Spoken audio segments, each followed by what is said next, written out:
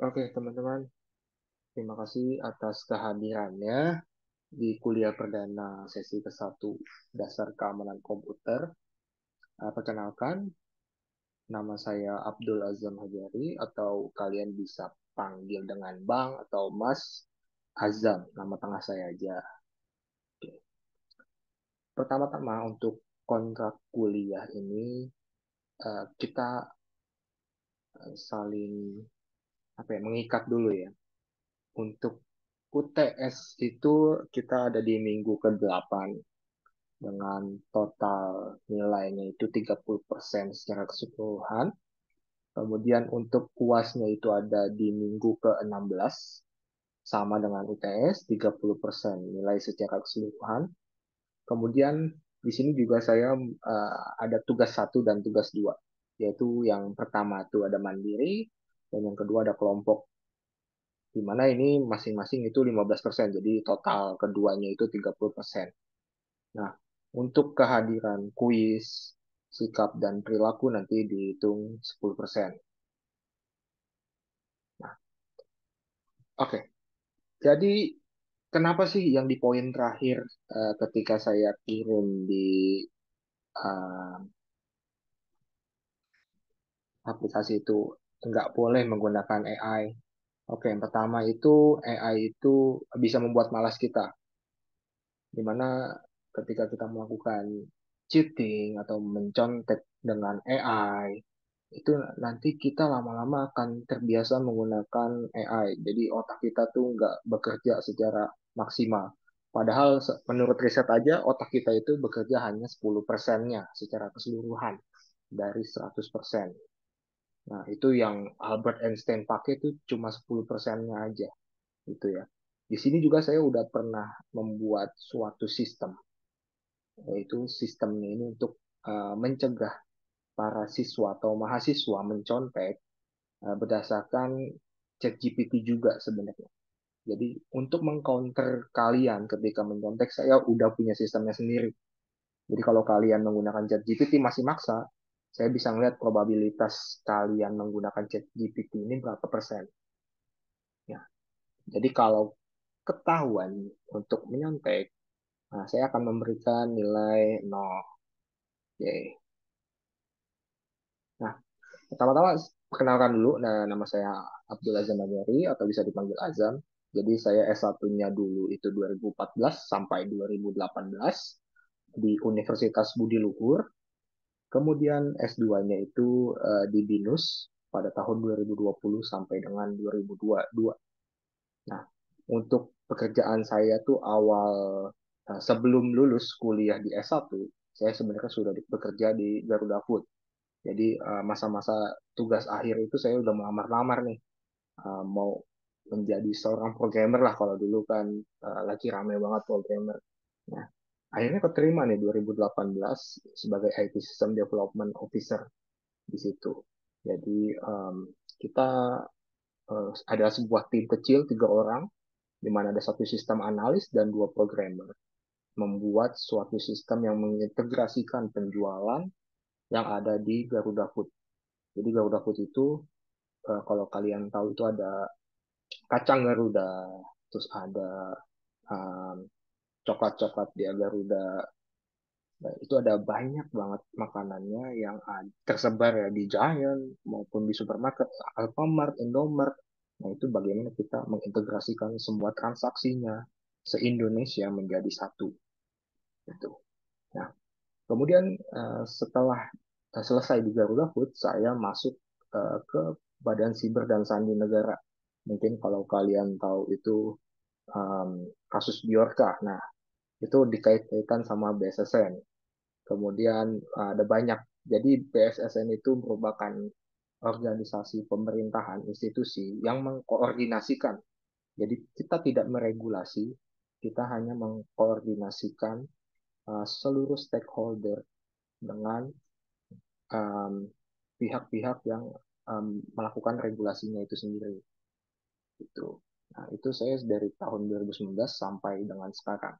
Jadi kalau bisa dibilang saya merupakan dosen yang praktikal, bukan yang akademisi banget.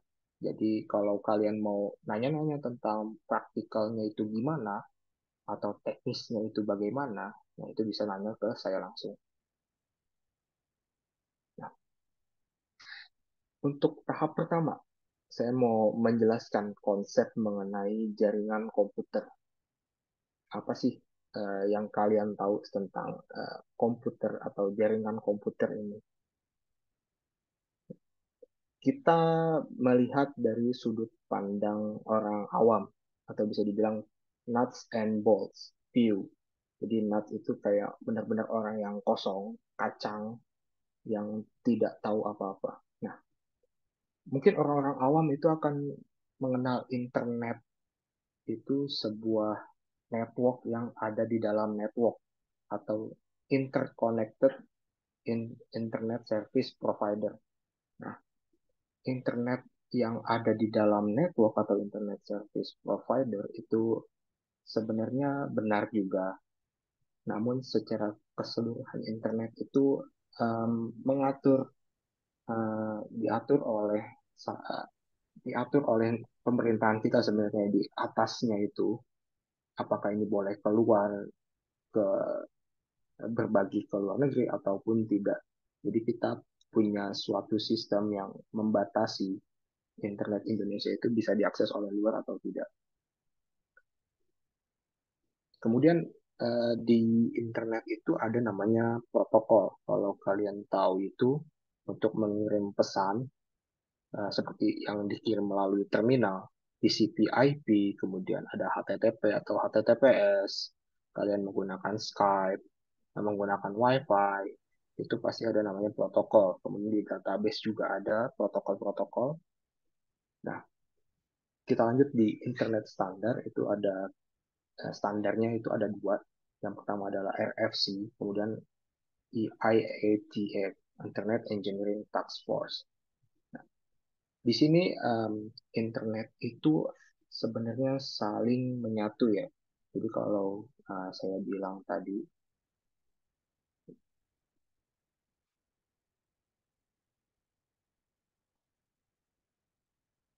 nah kalau kita bisa lihat sebenarnya Indonesia itu di sini institutional network kita yang membatasi internet yang ada di negara kita bisa diakses oleh luar atau enggak.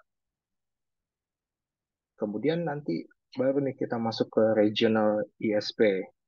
Regional ISP itu service-service yang provider itu yang swasta-swasta itu yang mengaturnya lagi untuk dijual ke kita-kita. Masuklah kita ke home network namanya ya. Di sini untuk global ISP ini yang bisa diakses oleh negara lain. Jadi ISP ini sebenarnya diatur oleh pemerintah apakah boleh membuka internet ini ke dunia atau tidak gitu. Kita lanjut. Jadi sampai dengan saat ini mungkin ada banyak banget ya connected computing device atau perangkat yang terkoneksi dengan internet ataupun komputer sebenarnya. Karena kan internet itu juga menyambung ke server, kemudian ada macam-macam ya. Di situ ada IoT juga. Nah, di sini makanya disebut running network apps. Kemudian ada communication link-nya. Jadi communication link internet itu jaringan komputer itu bekerjanya gimana sih? Nah, jadi jaringan itu sebenarnya kita punya kabel. Ada dulu itu kita makainya copper. Kemudian paling dulu banget adalah radio yang saat Indonesia zaman penjajahan itu kita membagi pesan-pesan itu menggunakan radio gitu kan. Nah, kemudian yang sekarang itu ada namanya satelit. Ya, jadi kalau bisa dilihat satelit itu koneksinya yang paling cepat, tapi tergantung satelit apa dulu ya. Kalau satelit internet seperti Tesla, nah itu bisa dikatakan sangat cepat. Jadi di communication-nya itu kita membatasi juga transmisinya rate dari bandwidth-nya itu seberapa besar. Tuh. Kemudian ada namanya router paket switch-nya yang untuk meneruskan paket.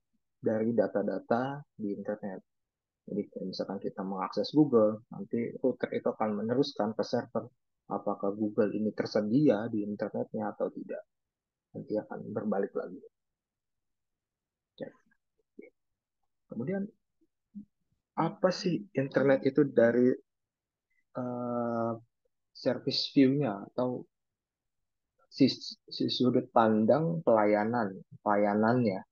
Jadi internet itu terbagi ada dua layanan.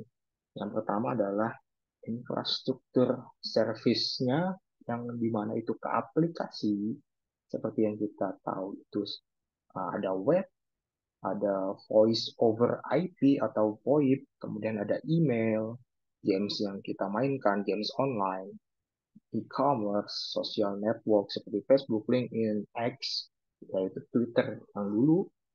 Kemudian ada dua, yang keduanya ini adalah provides programming interface to apps, yaitu API. Nah, internet itu bisa digunakan menggunakan API juga. Jadi kita untuk mengkoneksikan aplikasi sekarang lebih mudah ya. Jadi nggak harus langsung tembak ke database, tapi kita cukup menggunakan API aja. Jadi di internet itu sebenarnya ada physical dan bisa bilang virtualnya ya. Yang tadi kita jelaskan adalah virtualnya dan fisikalnya mungkin ada yang tadi router, kemudian yang ini fisikalnya yang versi kabelnya. Oke. Di sini fisikalnya adalah bit. Nah, bit ini data yang propagates atau ditransmit dan diterima oleh tadi router ataupun switch. Kemudian ada physical link-nya itu di data yang ada di kabel-kabel tersebut. Kemudian ada guided media signal. Jadi sinyal propagasinya yang diteruskan dari kabel yang dicolok ke komputer kemudian ke server itu menggunakan copper atau kabel biasa. Kemudian ada fiber, ada koaksial juga. Terus ada unguided media. Nah, ini yang di broadcast secara random lah bisa dibilang ya. Tapi um, ada yang bisa dipropagasikan itu yang ditembak juga dengan baik yaitu radio. Kemudian ada namanya twisted pair itu insulated copper wires. Nah ini uh, di tengah-tengah antara copper sama fiber kecepatannya itu sekarang bisa sampai 10 gigabyte per detik ya. Nah, untuk physical medianya ini kita mau ngebandingin antara koaksial dan fiber.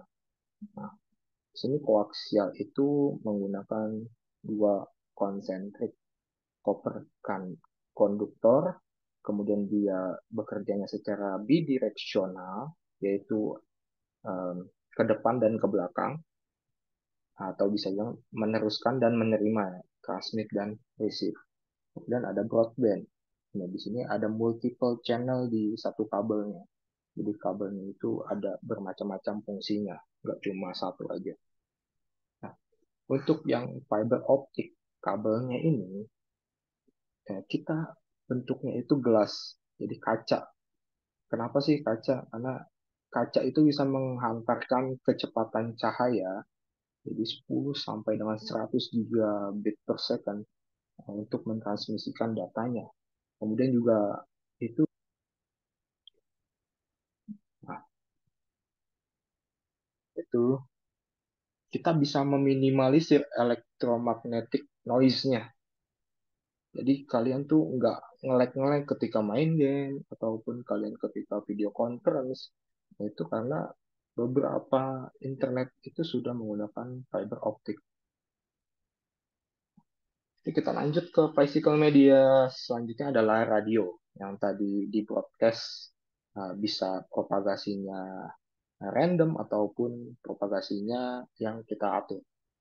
Jadi radio itu merupakan sinyal yang membawa spektrum elektromagnetik. Nah, di sini radio ini nggak menggunakan wire koneksinya ya.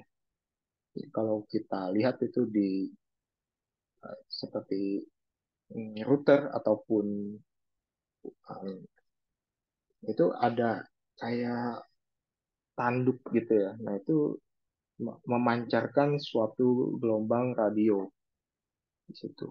Jadi dia merefleksikan radio-radio atau koneksi yang didapatkan dari server diteruskan sehingga kita bisa menggunakan WiFi di sini. Nah, jadi dari LAN yang diteruskan oleh server ke router kita, maka kita bisa menggunakan WiFi. Radionya ini sebenarnya ada banyak tipenya. Yang pertama ada terrestrial microwave, yaitu 45 megabits per second channelnya. Kemudian ada Wi-Fi, ada wide area network, itu seperti seluler, 3G, 4G, dan sekarang 5G.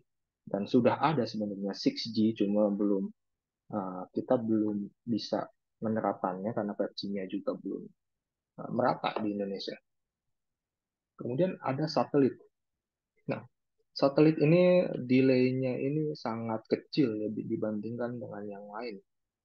Jadi ya ini tergantung satelit juga. Kemudian kita belajar lagi tentang internet protokol stack. Di sini kalau di internet itu mempunyai layer 5. Di internet ya, internet itu mempunyai 5 layer protokol. Yang pertama adalah application yang mensupport atau mendukung jaringan aplikasi seperti yang kita tahu itu HTTP, HTTPS, SMTP, FTP untuk berbagi data, untuk mengirimkan email, menerima email. Kemudian kita mengirimkan informasi dari form yang kita input ke Google, yaitu menggunakan uh, protokol di application. Jadi semua yang kita gunakan itu sebenarnya berada di layer yang paling atas atau paling rendah. Ini yang layer yang paling mudah dihack. Kemudian ada layer transport. Nah, untuk layer transportnya ini ada di TCP dan UDP. Jadi ini proses-proses data yang ditransfer menggunakan transfer contact protokol yang dikirimkan. Ini bisa dibilang terminalnya ya, jadi nggak lewat yang application-nya, tapi terminal transportnya. Nah, ini yang saat ini juga sudah mulai banyak, mungkin bisa dilihat nanti di sesi selanjutnya. Jadi untuk bisnis kayak gimana. Kemudian ada network. Nah, ini yang layer ketiga yang sudah lumayan dalam. Jadi gimana kita melakukan routing internet dari server ke internet yang kita terima di rumah kita sendiri. Ini ada namanya IP, ada routing protokol. Kemudian ada link, data transfer. Ini hampir sama mirip dengan network, cuma lebih dalam lagi. Kemudian ada physical. Nah, ini physical ini yang perlu dijagain banget karena ini sudah berkaitan dengan software, dengan server. Kita harus menjaga physical layer ini. Nah, jadi di dalam ISO atau OSI reference model ini, di internet itu missing ada 2 layer.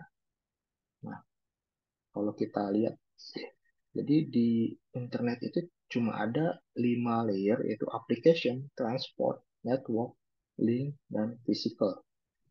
Sedangkan di ISO atau OSI reference model itu ada 2 layer tambahan, yaitu ada session sama transport.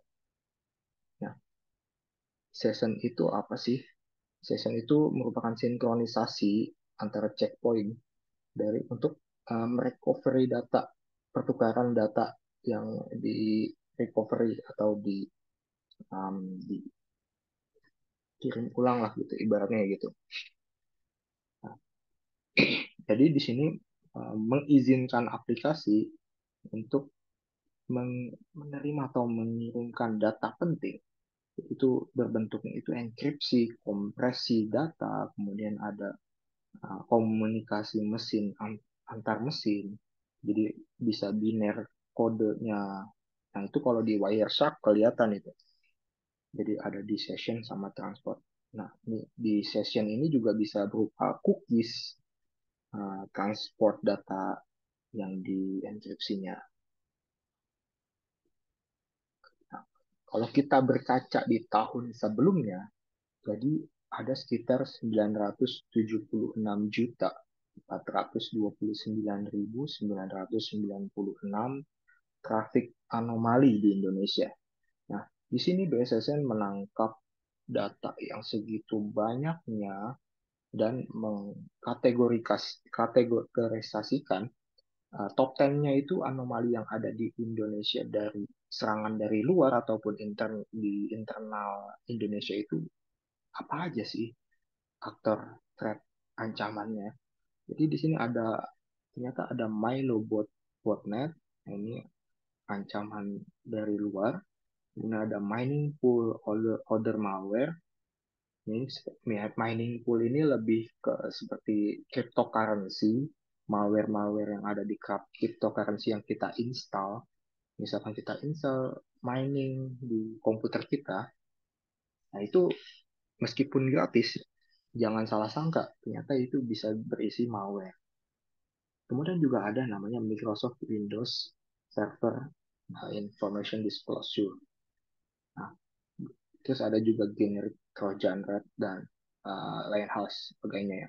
Nah, ternyata nih dari tahun ke tahun phishing ini masih lumayan banyak ya dan masih menjadi top 10 traffic anomali di Indonesia. Jadi kita harus waspada terhadap phishing site juga yang berbentuk malware. Seperti yang terakhir itu adalah phishing APK, kemudian ada phishing BRI, phishing Mandiri, dan lain sebagainya yang dikategorisasikan sebagai phishing site order malware. Nah, jadi setelah dikelola oleh BSSN, top 10-nya itu kategorisasinya, nah BSSN memprediksi ancamannya di 2023 itu apa aja sih? Yang pertama, itu ada ransomware. Yang kedua, itu data breach.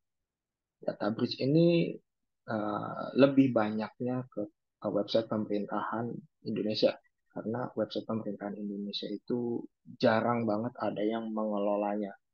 Kemudian juga ada serangan APT, Advanced Persisting Threat, yang seperti kita tahu itu mirip-mirip kayak APK juga. Kemudian ada injeksi phishing yang ada di dalam file-file yang dikirimkan oleh aktor-aktornya. Nah, untuk yang nomor 4 masih ada phishing. Yang pasti ini phishing memang sudah cukup sering terjadi belakangan ini di Indonesia. Nah, ini yang menjadi kekhawatiran kita juga nih di tahun 2024, apakah phishing ini masih ada atau enggak.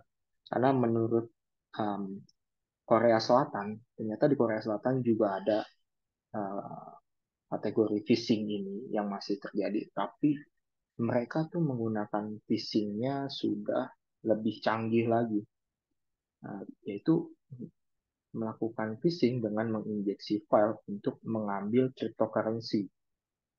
Jadi data-data kripto, kemudian aset kriptonya dicuri, habis dicuri dia pindah-pindahkan asetnya sampai dengan bisa diambil secara fisik di negara lain. Nah, ini yang terjadi di poin nomor 5, cryptojacking.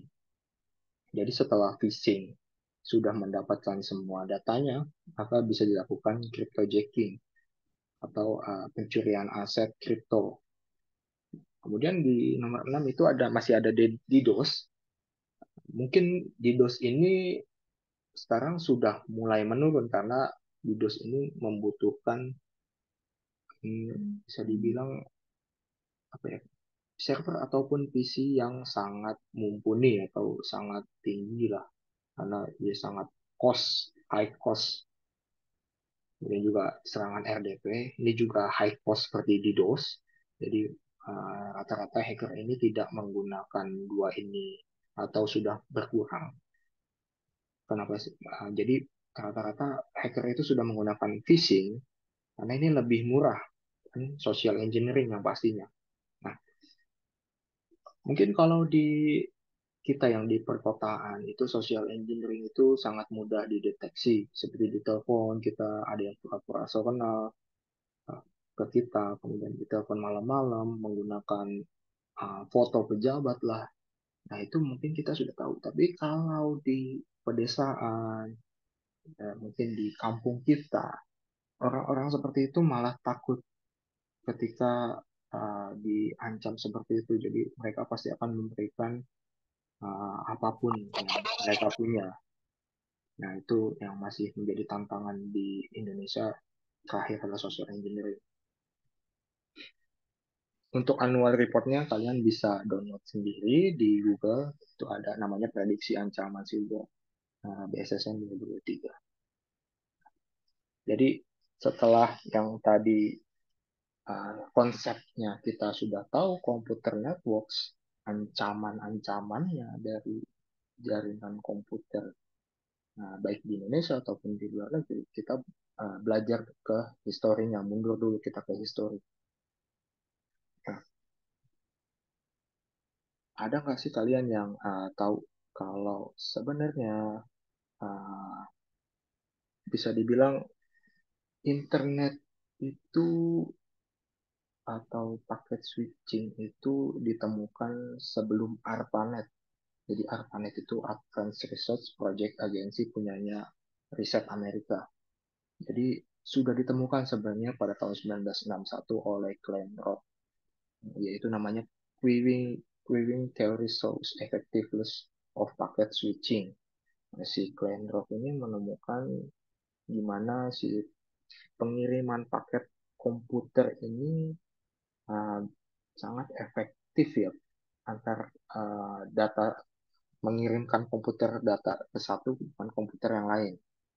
Nah, kemudian di tahun 1964 ini si Baran ini meriset lagi, jadi menggunakan paket switching ini di military network. Nah, ini jadi pemerintahan atau militer Amerika yang menggunakan paketnya. Sehingga tahun 1967 ARPANET itu sudah dibentuk oleh Amerika untuk meriset gimana sih cara menggunakan uh, komputer ini agar lebih secure lagi di Amerika. Jadi, nah, 1969 ditemukan nih node operasionalnya. Nah, ini sangat simple banget ya kalau kita bisa lihat. Jadi antar USB ke physical kabelnya, terus ke komputer mana aja, ini komputer kodenya 940, 360, ke sini. Cuma segini aja notnya, tapi itu sampai sekarang sudah bisa menyatukan seluruh dunia hanya dengan riset sekecil ini. Nah, pada tahun 1972 nih ARPANET melakukan demo nih ke seluruh dunia untuk menjelaskan network control protokol, terus host-hostnya itu kayak gimana, terus diciptakanlah email untuk mengirimkan pesan. Jadi ARPANET itu memulainya dari kecil kemudian menjadi 15 node yang ada di diagram ini.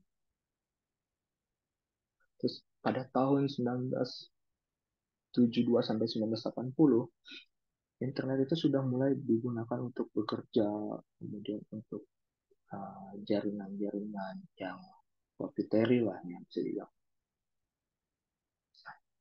ARPANET pada tahun 1979 itu sudah mulai mengembangkannya menjadi 200 node.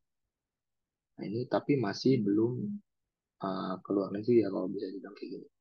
Di serve and cons internet working. Prinsipalnya ini adalah meminimalisir otonomi agar tidak merubah caranya jaringan itu berkoneksi di antara satu komputer dengan komputer lain.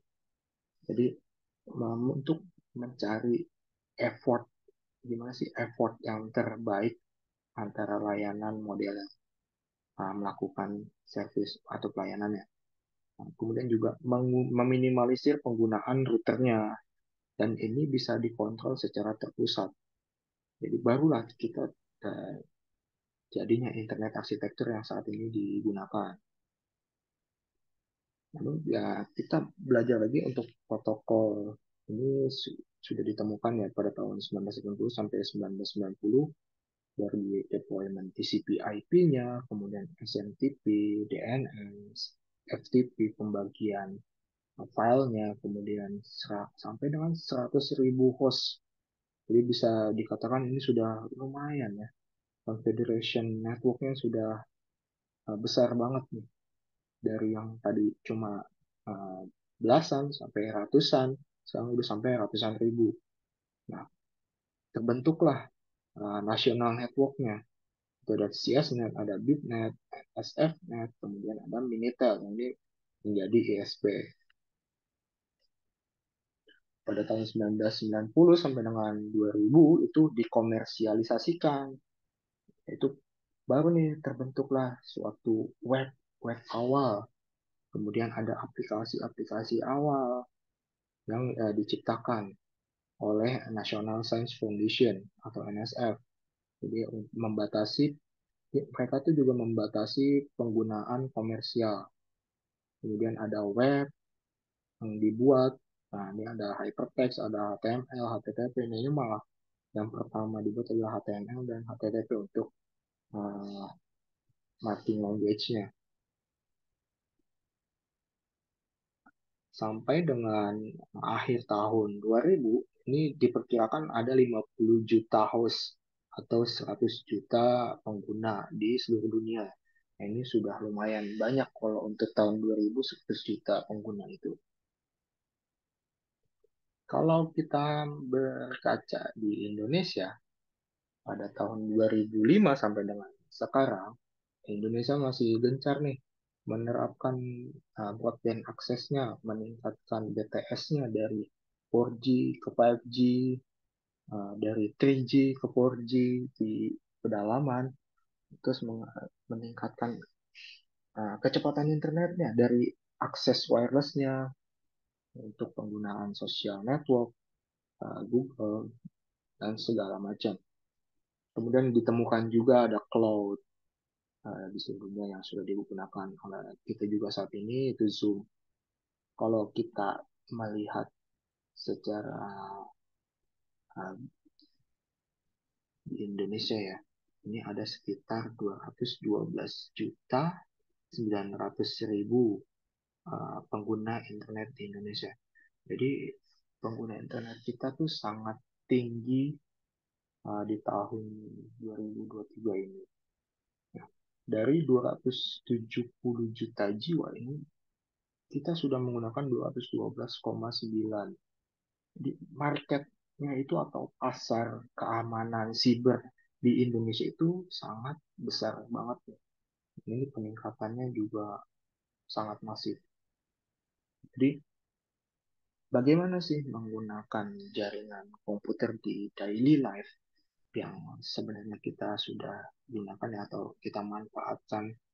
Kita juga sudah memanfaatkannya dengan menggunakan Zoom ini, kemudian kita menggunakan learning class yang ada di Siakat tadi untuk kita konsultasi, untuk diskusi. Nah, mungkin kita nggak tahu nih QRIS ini servernya ada di mana. Kemudian Gojek ini servernya ada di mana. Kemudian uh, kenapa ATM ini bisa transaksi tanpa kartu. Di mana dia cara mendeteksinya dari kartu kita, kemudian dari nomor HP kita, sampai bisa mengeluarkan uang ya, secara mudah. Kita nggak perlu lagi bawa-bawa kartu. Nah, untuk QRIS ini merupakan riset milik Bank Indonesia. Jadi Bank Indonesia sebagai regulator dan kontrol seluruh transaksi yang terjadi yang menggunakan QRIS. Jadi semua data, semua transaksi itu disimpan oleh Bank Indonesia di servernya Bank Indonesia. Nah, ini untuk QRIS. Kalau Gojek, ini masih belum tahu. Sepertinya dia punya server juga di luar. Jadi kemungkinan dia punya ada dua server, yang satu di lokal Indonesia dan satu di luar karena mereka punya layanan di luar negeri juga.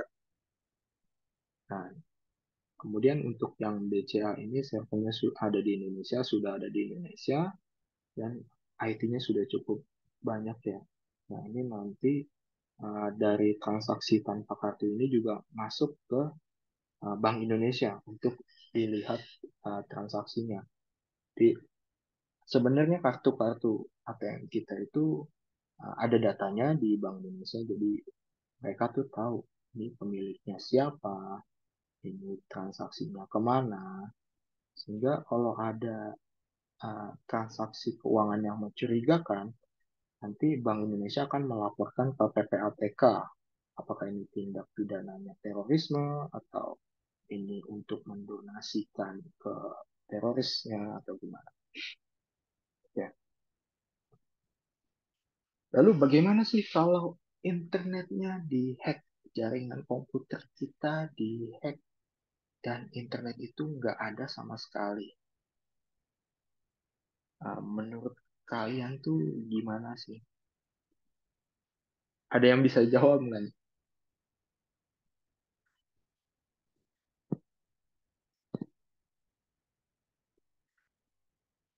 Mungkin Agus Padillah mau jawab?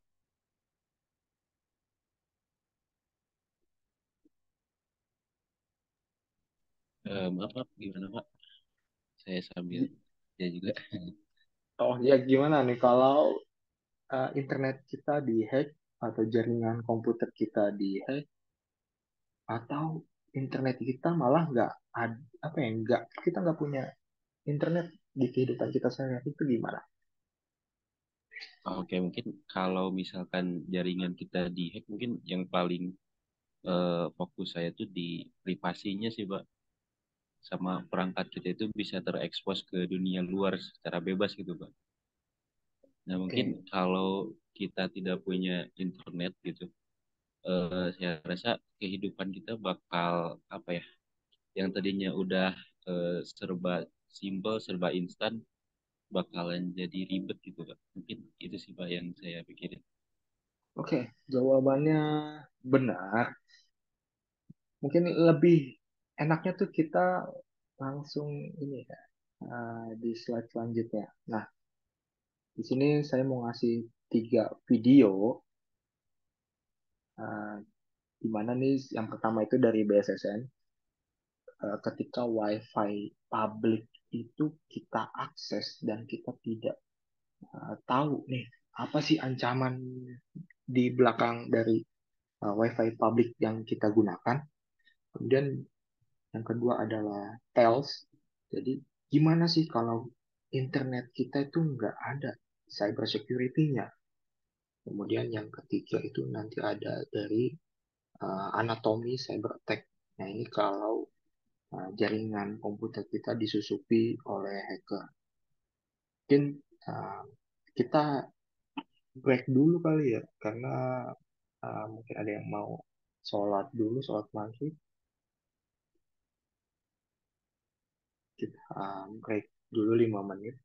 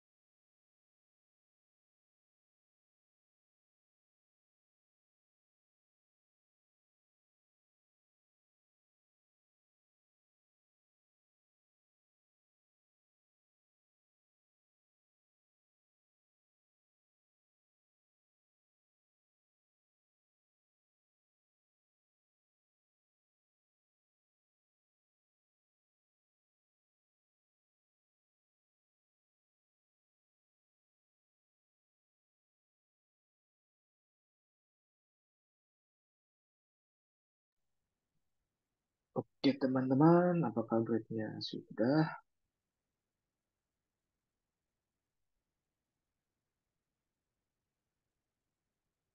Oke, kalau sudah, kita mungkin lihat dulu ya video yang tadi saya share.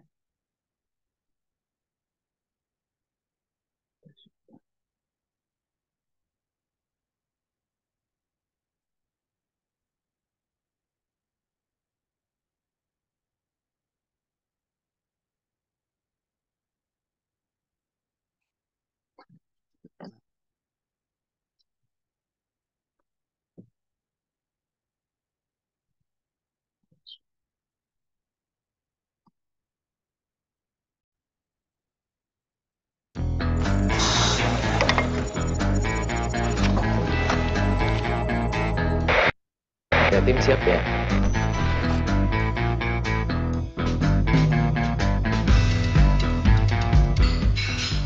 Cappuccino Sama cookie satu. sama cookies. Oke, ditunggu ya Mbak ya. Ya, password wifi nggak? Oh, ada, tinggal konekin aja.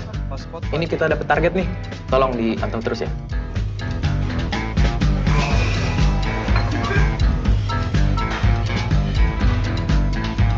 Monitor ready. Ada Pak. Korban sudah connect. Korban sedang membuka WhatsApp-nya, Pak. Oke, pantau terus ya. Oke, siap, Pak. Adi, monitor Adi. Korban bernama Dinda. Warna favoritnya warna kuning. Ini kopi. Dia mau membeli baju warna kuning di online shop. Kentang goreng boleh masuk ya? Ini Kak Dinda, kentang gorengnya. Lagi pilih-pilih baju ya Kak, warna kuning. Kok Mas bisa ngomongin saya ya? Terus kok Mas tahu saya lagi lihat-lihat baju warna kuning? Sebenarnya ini semua karena kakak terkoneksi ke wifi publik yang keamanannya rendah Kak. Dan tadi kakak langsung klik agree tanpa dibaca syarat dan ketentuannya. Bahayanya, data pribadi kita bisa dicuri, disebarin, dan yang paling fatal, bisa dihack sama pemilik wifi yang tidak bertanggung jawab. Emang sampai segitunya ya?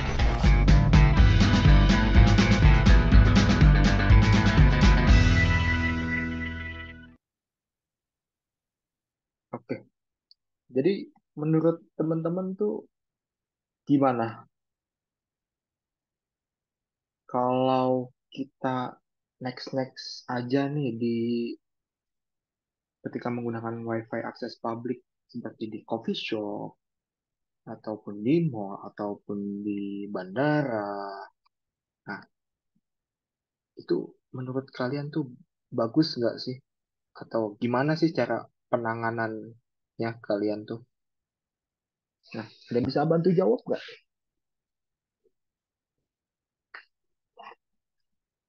Kalau tadi kan kita lihat di sini, Siap, Pak. Adi, monitor Adi. nah, dia menggunakan TCP/IP, Internet Protocol. Kalau kita lihat,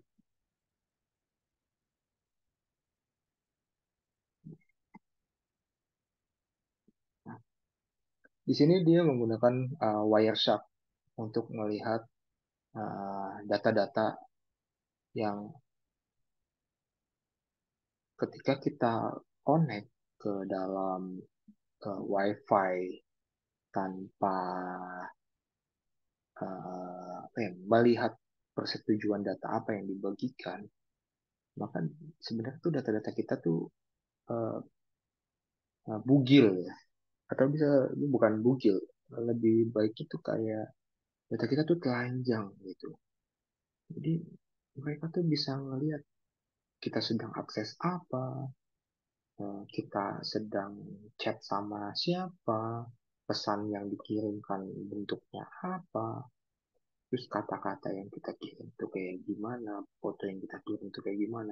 Nah ini sebenarnya ada di TCP/IP di sebenarnya di sini di layer uh, ini masuknya ke kalau bisa dibilang tuh masuk ke jaringan network.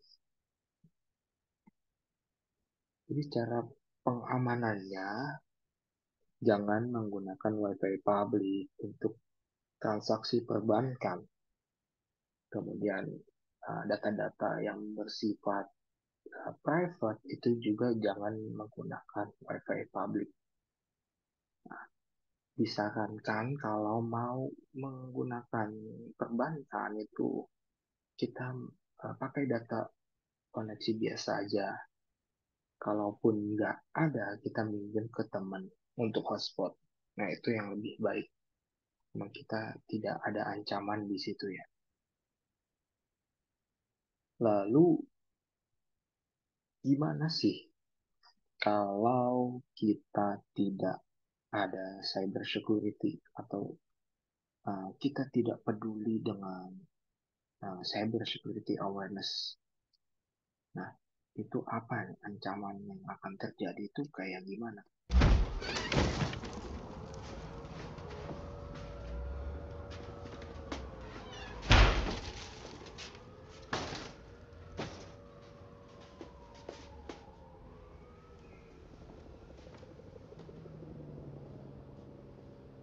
Now that I think about it, there were a few signs. Something was not right. But I couldn't quite put my finger on it.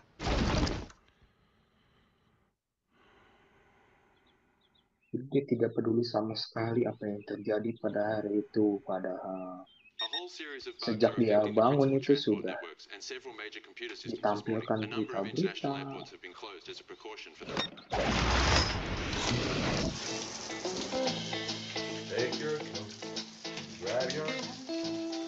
Further information about what seems to be a global IT crisis have been confirmed.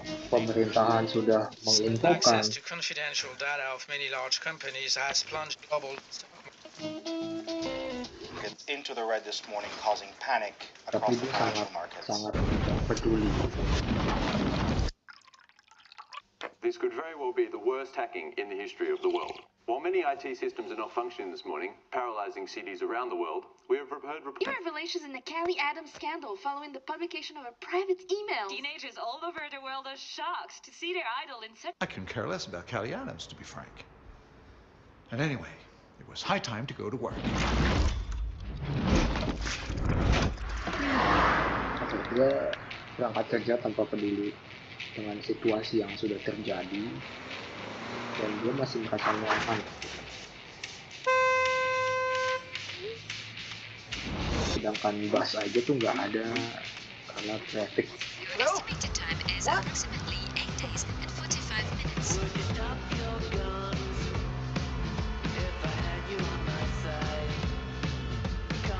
Semua lampu tidak berfungsi.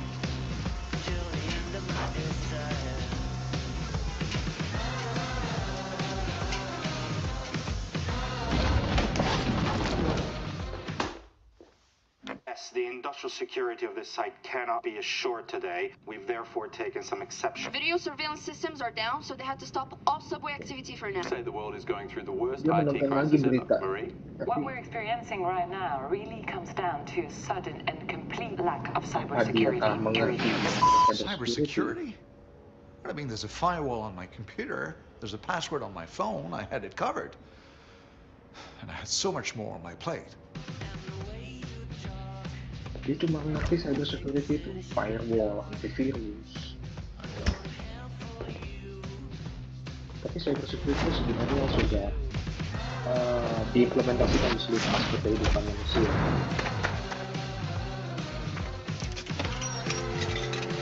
I'm sorry, we won't be able to operate on anyone today. No, yes, we're having some technical problems. We can't access the files of any of our patients. Is there any way we could... Oh, don't worry about your dad. Everything should be fine. Gimana terjadi kalau di rumah sakit cyber security serangan itu? There was no way I was not going to go see my dad. But first, I had to get something to eat. Apa yang terjadi kalau nggak ada cyber security di supermarket, penjualan? Yang ada itu malah jadi penjarahan di mana-mana.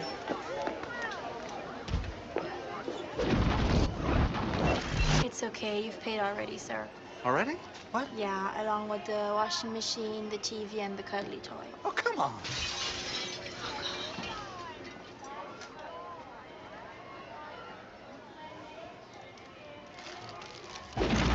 I'd never done anything like that. In any case, I still needed to find some means of transportation. Kendaraan, yang menggunakan satelit, kemudian yang menggunakan internet, itu malah nggak bisa dipakai sama sekali. Confronted by this exceptional situation, armed forces have been placed on high alert for the past 24 hours.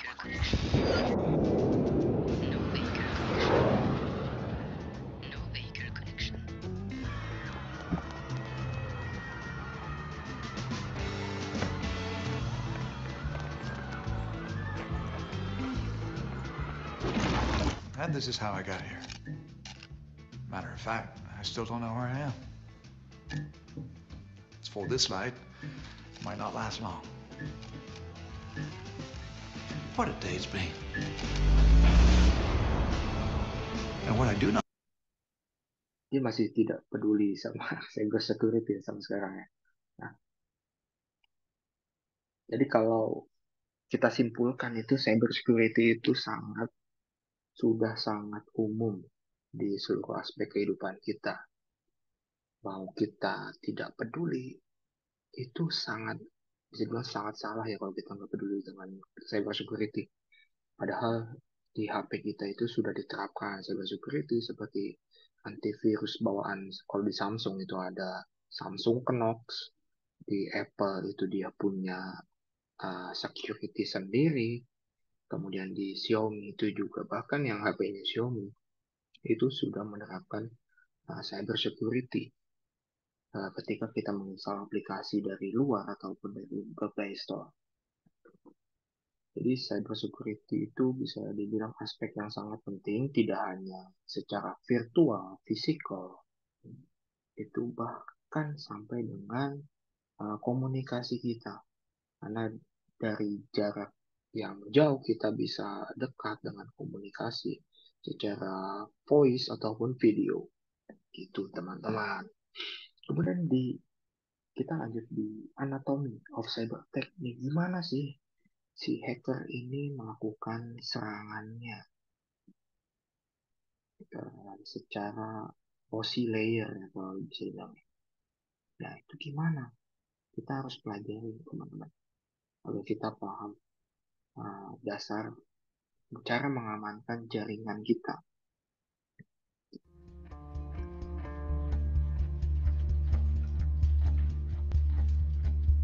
Anggaplah si Alfred ini merupakan suatu... Hi, you've seen me. I'm one of those curiosities that hits your business inbox at least once a week. Just click the link, open the attachment, and away we go. And I'm just the tip of the spear. Let me show you how this works. I'm talking about a full-on cyber attack on your organization. Yeah, we've all seen this one. Me? I'm not that sloppy. I'm the one you didn't see coming.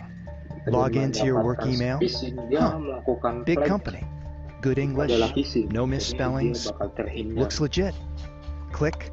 From here, there are any number of directions this could go. But I'll share with you a very real one. A senior-level banker is targeted. He has administrative access to his network. He clicks the email bait. He's taken to a legit-looking site and instructed to enter his email credentials. To no effect. With his now leaked credentials obtained, the hackers have access to his email account, where they log in, infiltrate his messages, where they find his network access credentials. From there, it's just a matter of time before they gain access to the entire bank IT infrastructure, moving laterally and methodically across the network. This is called staging the environment, gaining full control access to every workstation in the bank, and even taking the added step of stealing critical and confidential customer data. Next comes the payload. This is a piece of software that quickly encrypts all data at the bank and deletes all data backups, except what has already been stolen, of course. And finally, the ransom, a note and non-traceable means of communicating with the hackers, who demand a 7-figure payoff within a matter of days or even hours in exchange for decrypting the data and a promise not to publicly release confidential and valuable customer information across the internet. I know what you're wondering. Can this really happen? Yes. It already does happen. And what happens next? This is the bank's CEO in such a conundrum. He and his leadership have already contacted state authorities, the FBI, and hired an expert investigator/negotiator for these types of scenarios. This can't really be happening. And that, my friend, is the look of disbelief. The one that happens when the CEO learns of the best-worst option. They have to do it. Paying the cyber attackers. Unfortunate? Certainly. Avoidable? Yes.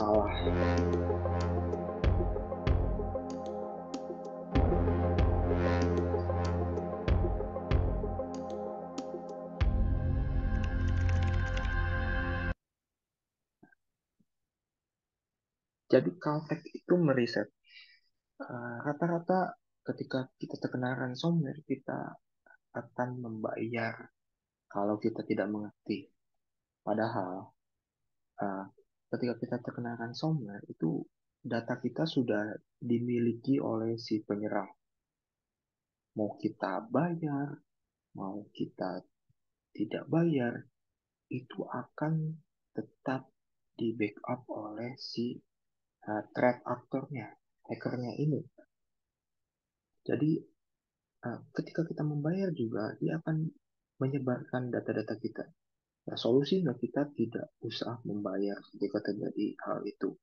Yang kita lakukan adalah ya solusinya lebih tepatnya mengganti harddisknya ataupun menginstal ulang dari awal. Itu solusi yang paling tepat. Gitu ya teman-teman. Kecuali kalau kita menyimpan data kita di cloud. Nah itu sudah secure. Jadi meskipun data kita di laptop diambil kena ransomware, tapi kita masih punya backupnya itu di cloud. Gitu.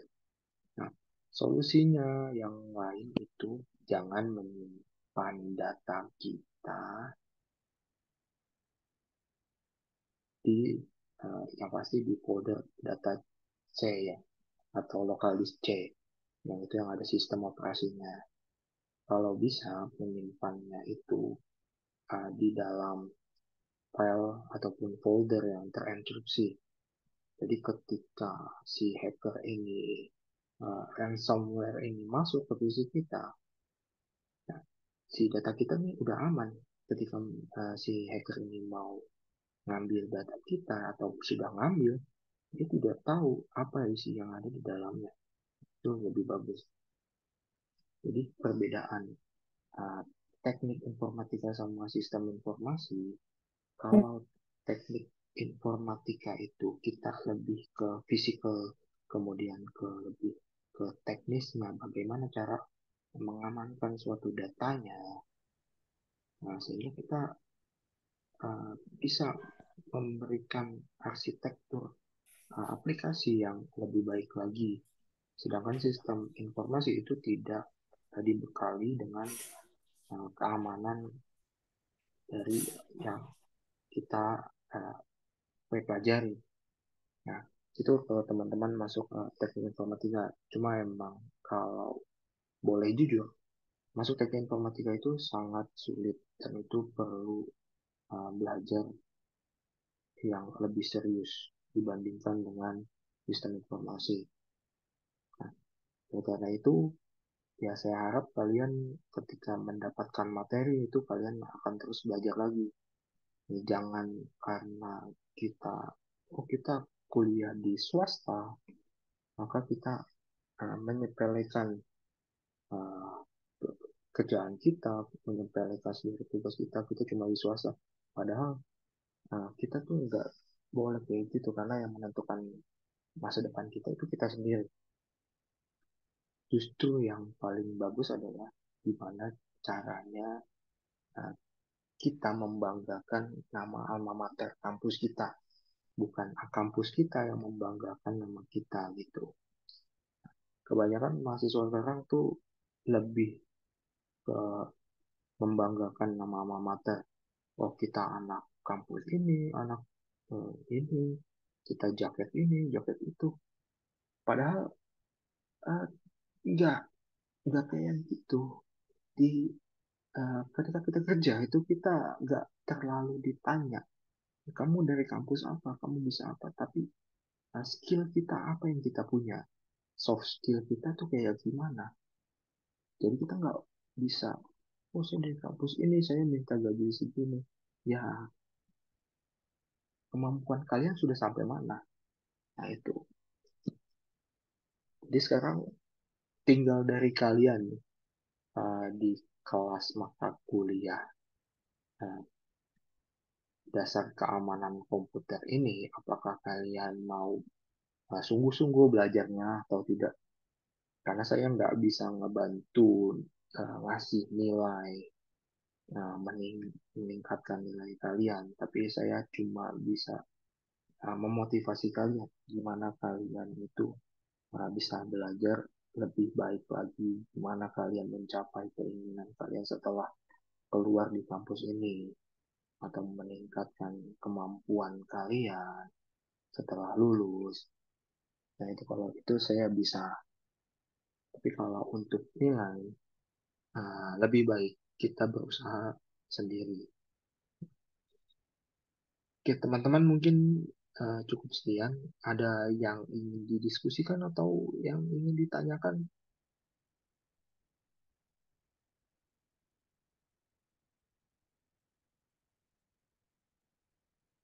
Silakan kalau ada.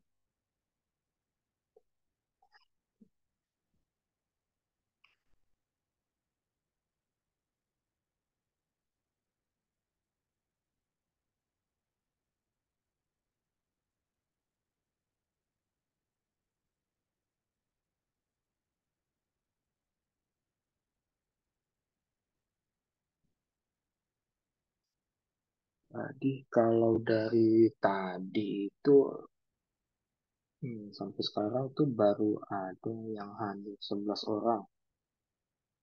Sedangkan di kelas itu ada 67.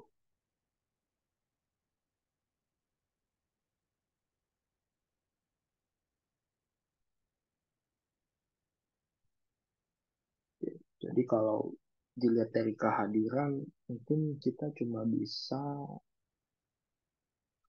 berapa ya persentasenya?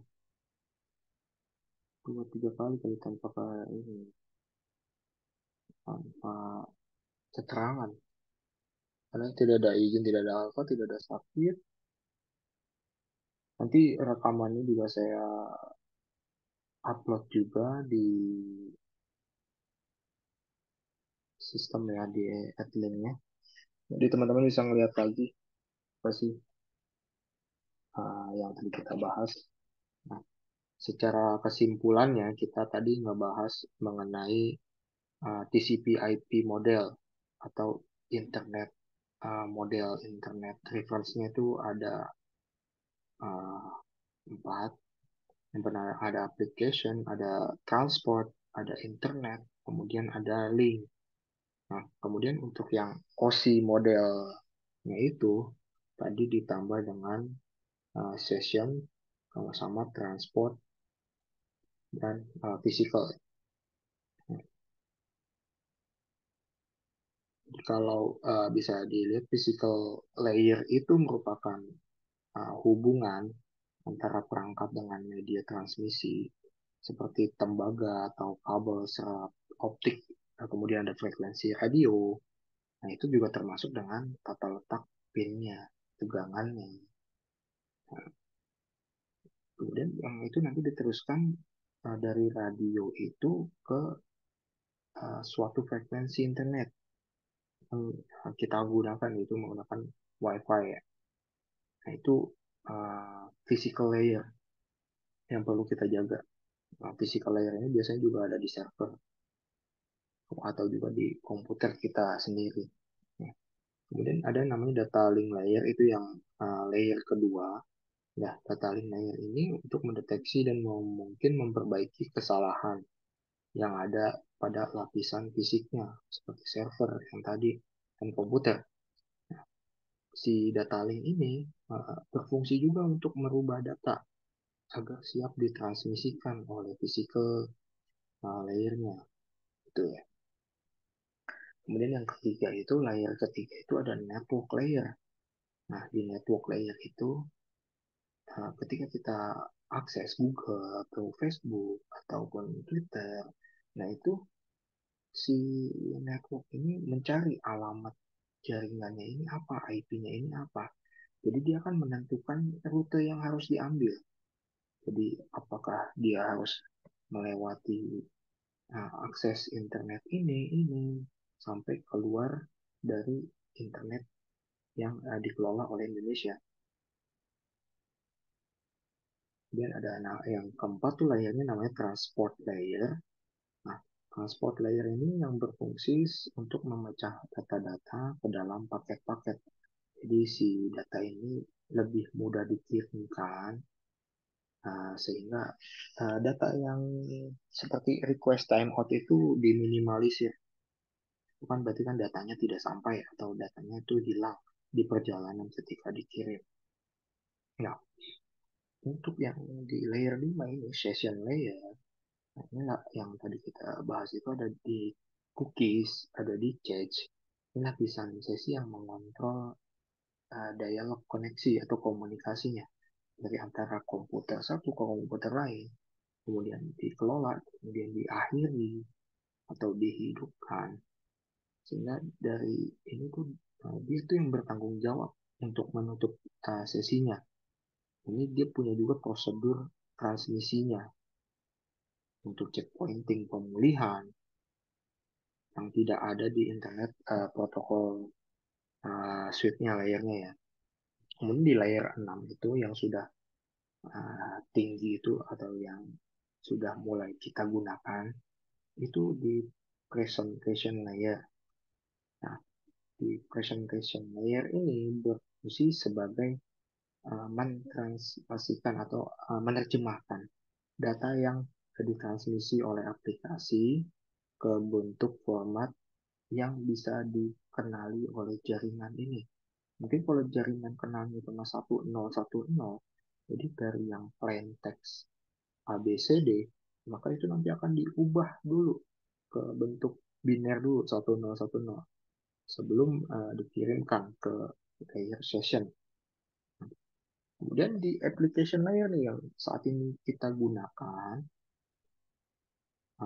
seperti Zoom, seperti mobile device, API, nah itu lapisan yang paling dekat dengan pengguna, yaitu kita sendiri. Itu berinteraksi untuk menentukan ketersediaannya sumber data dan sinkronisasi komunikasi.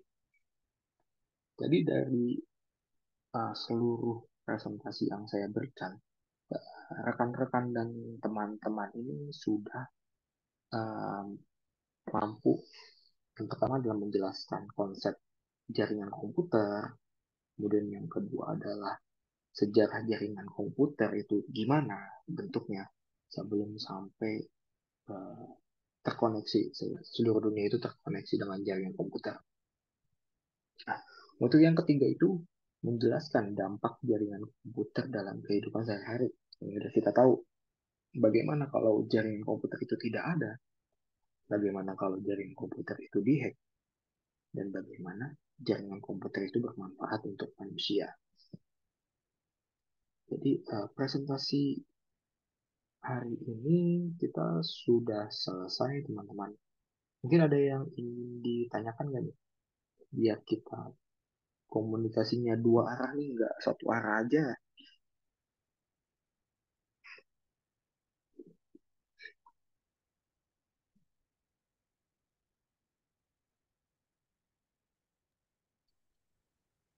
Halo Mas Azam, Ya, izin boleh. tanya boleh? Boleh. Gimana, Mas Muhammad? Saya Ivan Mas. Oh, siap, Mas Iqbal. Gimana? Yang saya tanyakan sih lebih ke arah kira-kira yang dipelajarin ataupun output akhir di akhir kita untuk mempelajari tentang dasar keamanan komputer ini lebih ke arah mana ya Mas? Tadi kan memang kan ini baru step pertama ya. Kira-kira mungkin baru mempelajari tentang jaringan, sejarahnya dan sebagainya. Tapi kalau soal nanti akhir dari teori ini kira-kira kita harus bisa memahami itu tentang apanya gitu Mas. Dari keamanan komputer ini. Paham nggak Mas? Oke. Kalau sebenarnya di keamanan komputer itu sangat luas ya, Mas ya. Kalau kita bisa lihat, Ya, betul. jadi saat ini tuh keamanan komputer itu terbagi ke dalam SOC. Kalau kita tahu itu Security Operation Center, kemudian ada Security Analyst, dan juga itu ada yang namanya IT Risk Management. Jadi ada tiga sebenarnya. Tergantung kita mau yang mana di mata kuliah ini. kita mempelajari ketiga itu. Gimana caranya kita menjadi IT Security Operation Center, kemudian gimana caranya kita menjadi security analyst itu gimana, dan yang ketiga itu kita menjadi IT risk management untuk memitigasi resikonya. Nah, itu nanti kalau di sini sih masih dasar ya, jadi kita hanya ngasih kulit. Kalau saya tuh hanya ngasih kulitnya aja, teman-teman nanti mungkin ada yang lanjutan atau yang gimana, itu lebih dalam lagi. Gitu. Gimana, Mas? Ada lagi yang mau ditanyakan? Kira-kira dalam proses keamanan komputer seperti ini nanti itu apakah kita hanya memahami tentang jaringan komputer atau mungkin tadi ke arah ke security-nya atau mungkin memang ada beberapa aplikasi sendiri untuk apa ya lebih mempelajari tentang hal seperti ini. Apakah ada aplikasi khusus sendiri yang mungkin nantinya kita pelajari gitu Mas? Ada nggak? Oke, kalau untuk aplikasi sendiri yang kita ajari ada nih Mas. Kita namanya menggunakan STL injection, kemudian ada namanya Kerberos, dan nah itu nggak tahu nih Kerberos ini nanti dipakai atau enggak. Tapi kalau saya pasti prakteknya nanti pakai namanya tuh apa ya? Hmm. Sebenarnya sih tergantung teman-teman nih. Kalau teman-teman itu sukanya ke apa? Kalau saya itu kan lebih ke IT risk management. Jadi saya misalkan dapat aplikasi APK nih, APK yang dianggap ransomware. Nah, ini kita nganalisnya kayak gimana, analisisnya kayak gimana. Nah, kalau saya tuh ada tools-toolsnya sendiri, analisnya kayak gimana. Terus ini sampai ke nomor HP-nya ini yang milikin siapa gitu.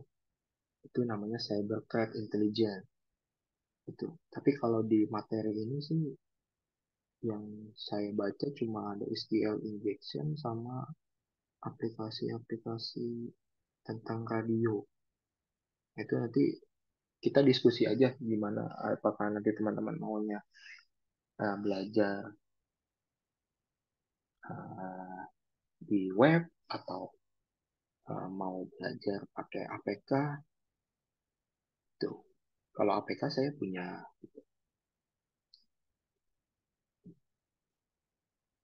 Gimana, Mas?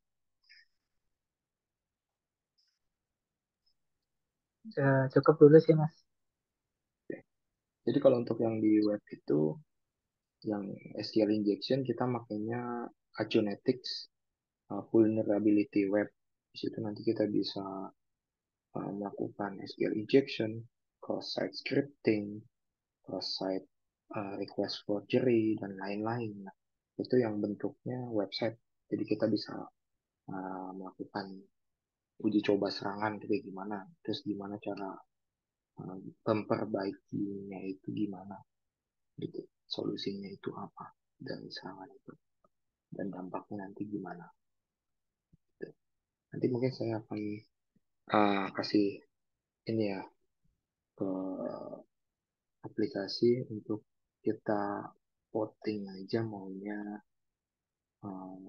berfokusnya di web atau di IT risk manajemennya atau di aplikasi Android. Gitu. Ada lagi nggak teman-teman nih yang mau nanya atau mau diskusi? Permisi, itu Bang. Ya, Ini boleh. itu mau menanyakan nomor WA, mau dimasukin ke grup matkul biar bisa Oh, diskusi gitu. boleh, boleh. Nah, ini dari kelas 302 udah ada grup per matkul gitu. Dan dosennya aja belum Oh, gitu. terinvite. Tapi kalau teman-teman yang lain tuh nggak ada kabar atau gimana ya? eh Sebenarnya kan ini untuk sesi VidCon itu sebenarnya untuk mahasiswanya itu tidak diwajibkan. Hmm. Yang diwajibkan itu dosennya untuk melakukan VidCon. Jadi setiap satu semester, kalau tidak salah saya ingat, itu satu semester minimal ada 7 kali VidCon pertemuan. Oke, itu udah saya kirim lewat PM ya nanti boleh. Oh, iya.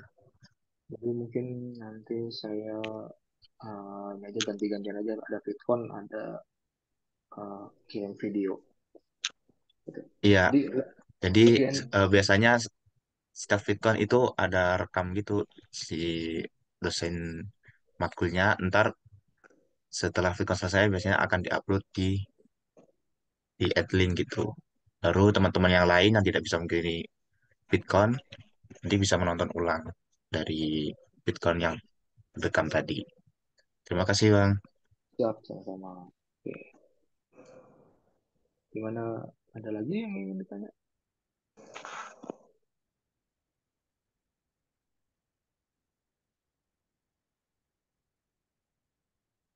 Mas Mahbub atau mau nanya gimana?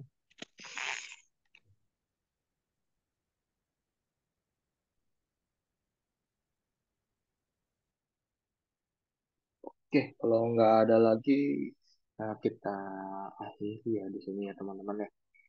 Kan nanti kita tinggal bikin menentukan aja maunya nih teman-teman itu fokusnya di IT risk management atau di melakukan pen test atau melakukan penanggulangannya yaitu security operation center. Nanti kita buat votingnya. Oke, kalau tidak ada lagi, saya cukupkan sampai di sini, teman-teman. Terima kasih atas kesediaannya hadir di video conference ini. Selamat malam, teman-teman. Selamat istirahat ya. Malam, Pak. Makasih, Bang. Makasih, Bang. Mas. Sama-sama. Makasih, Pak. Ya, sama-sama.